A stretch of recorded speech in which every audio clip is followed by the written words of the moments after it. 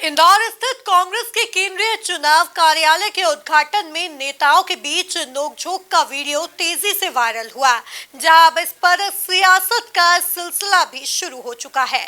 देखिए, हमारे यहाँ पे एक बड़ी पुरानी कहावत है कि जब कोई आदमी रोनकाली करता है, जब हमारे यहाँ हम बचपन में कोई सा गेम हार जाते थे तो फिर हमें ना लड़ने लगते थे, झगड़ने लगते थे। तो हमारे यहाँ कहावत है कि जो हारता है ना वो कपड़े फाड़ता है।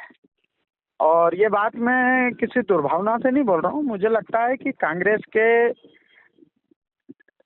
प्रदेश अध्यक्ष जी को, कांग्रेस के नेता राहुल गांधी जी को और कांग्रेस के 4 शहर अध्यक्ष सुरजीत भाई से भी आग्रह करूंगा कि आपके चारों अध्यक्ष जी को आप किसी अच्छे मनोचिकित्सक को दिखाइए, क्योंकि वर्तमान में कांग्रेस ना तो पंचायत में है, ना पंच है, ना पार्षद है, ना जिला पंचायत है, ना नगर निगम है, ना इनके पास प्रदेश में कुछ है, ना इनके पास देश में कुछ है। उसके बाद भी इन लोगों का घमंड नहीं टूट रहा है।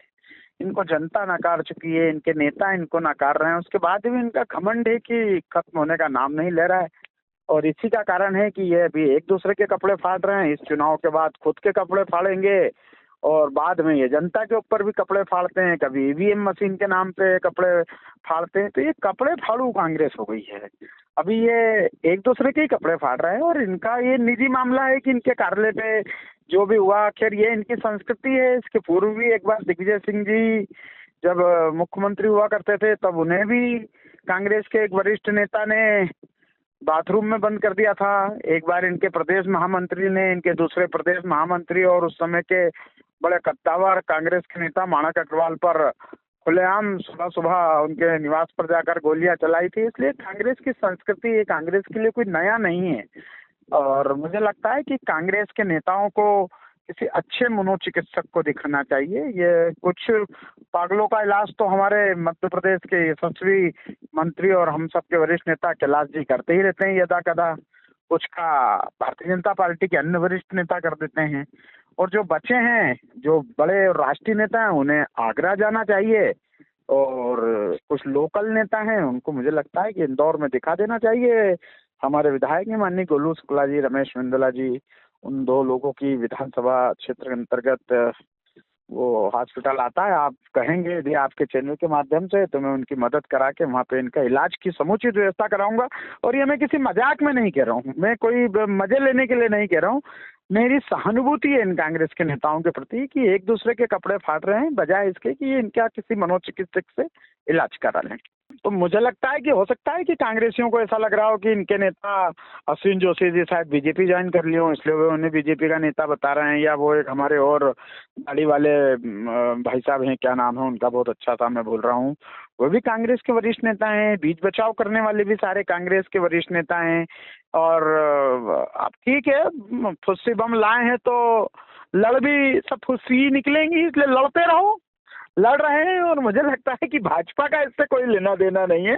और जहां तक इनका झगड़ा है, इनकी फोटो की राजनीति है, मैं आगे खड़ा होऊंगा, तू आगे खड़ा होगा, उसके अंदर इनका झगड़ा है। और हमारे अश्विन जोशी जी नेता हैं हमारी कांग्रेस के वरिष्ठ, वे यदा कदा सब लोगों को मंत्रोच्चार से स्वागत करते ही रहते हैं। वो हम तो उनकी विधानसभा के मतदाता रहे हैं, इसलिए हमको तो मालूम है कि वो यदा कदा सबको मंत्र भेंट करते ही रहते।